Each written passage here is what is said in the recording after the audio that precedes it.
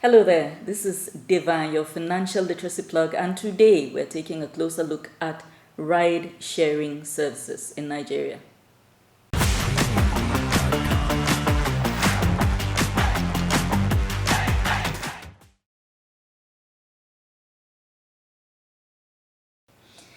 We will be taking this from the perspective of things to look out for before you even get started.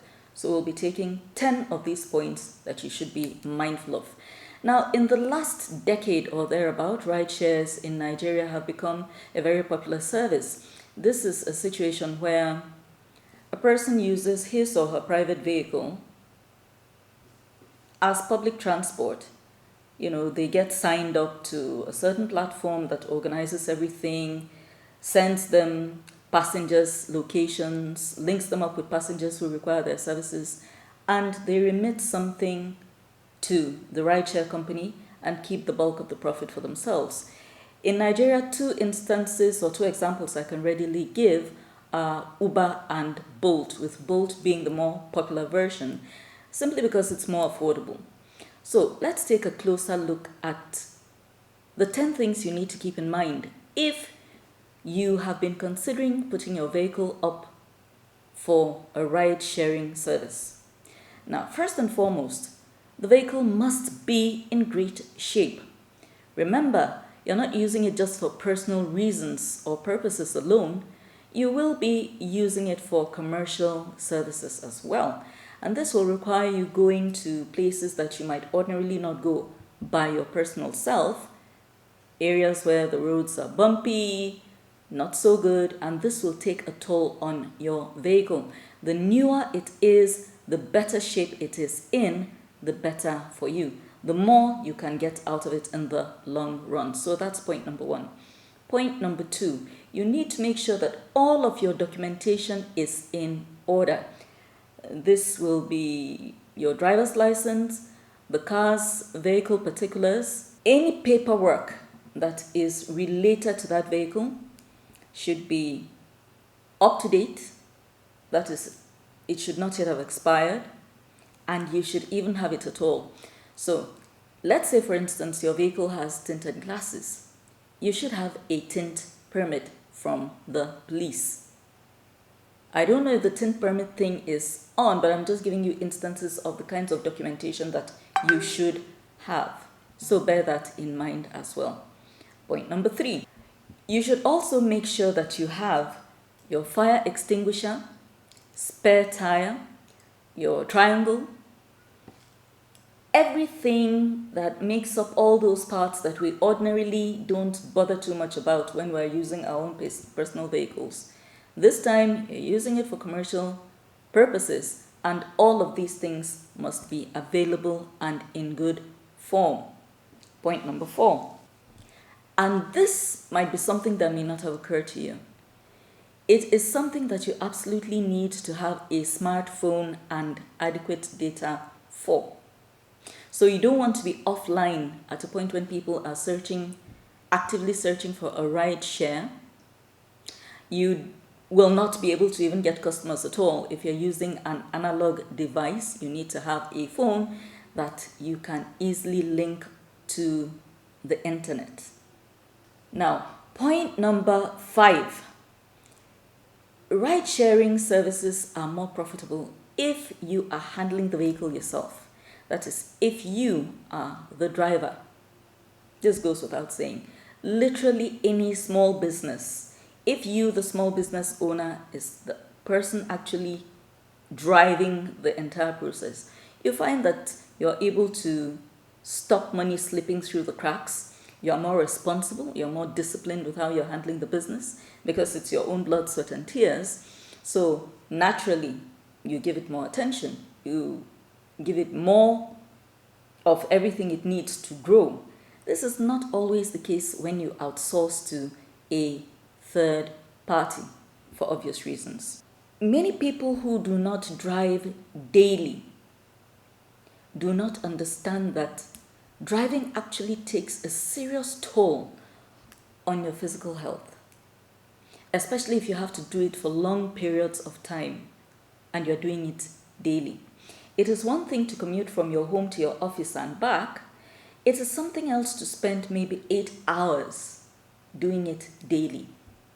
It will take a toll on your physical health. So you have to be in good physical health to be able to maximize the profits you get from this, because it's physically quite grueling if it is not already something that you do. If you are already somebody who is in that profession, it might not be such a big deal. But you find that many people who are going into providing ride-sharing services are people who are already working and just are looking for something else on the side to augment what they earn. And this can take quite a toll on you because you are not used to that kind of schedule. So you need to be certain that your health is in good form. Now, because of the reason I just gave, it's literally not everybody that will be able to handle driving a car for many hours daily.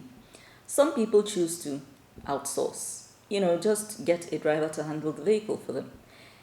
If you choose this as an option, let's assume that you are the car owner and you decide to get somebody to do the driving and just remit the money to you. You absolutely need to get somebody who is responsible, reliable, has a sense of discipline, and is also trustworthy. Yes, with ride sharing, so many things are taken into consideration. It's safer than, just hopping into a random vehicle or just buying a regular taxi and handing it over to a third party. But that doesn't mean that somebody is not capable of driving your car off. So you need to make sure that the person you're getting is somebody who is reliable and trustworthy.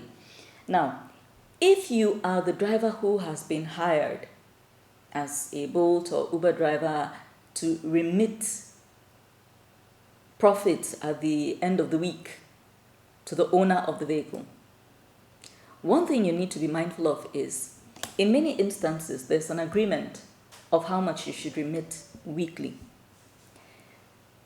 You should bear in mind that regardless of how the week went, the owner of that vehicle will be expecting to get that agreed amount of money and not listen to excuses. So you need to get creative. You need to know how to stay on your toes and keep getting passengers so that you'll be able to meet your weekly remittance, if that is the arrangement.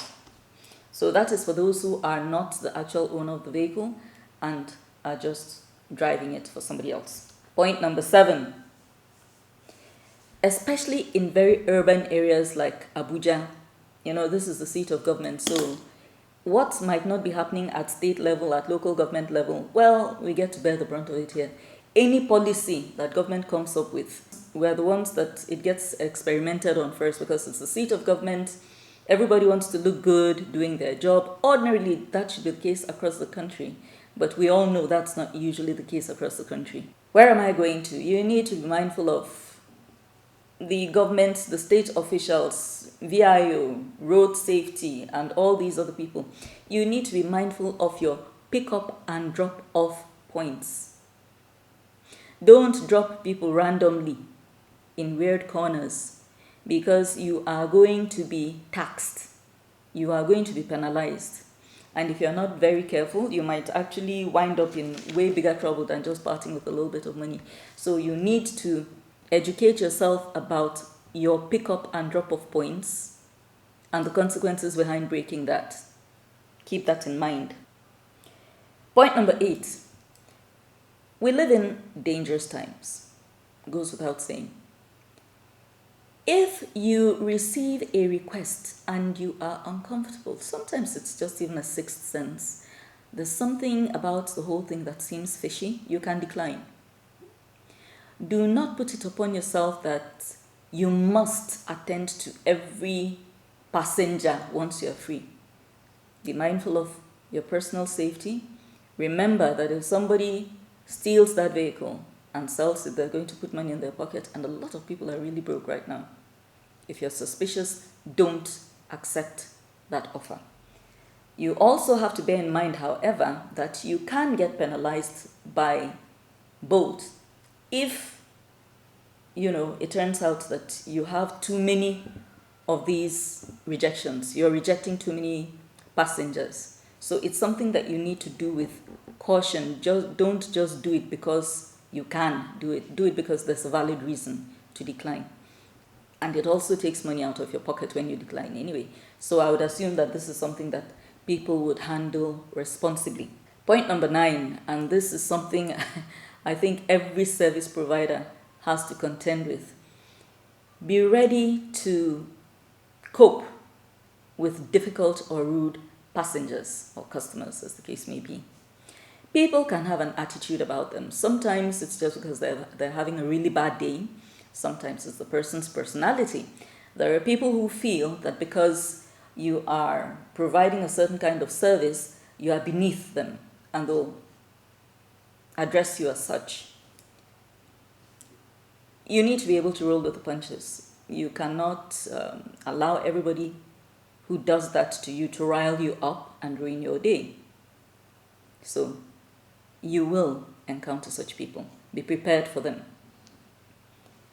Point number 10, do everything you can to remit the money you need to remit back to the rideshare service provider so that you are constantly, online making money and keeping it in your pocket. I hope you have found this video useful. It is specific to Bolt. I didn't really do Uber.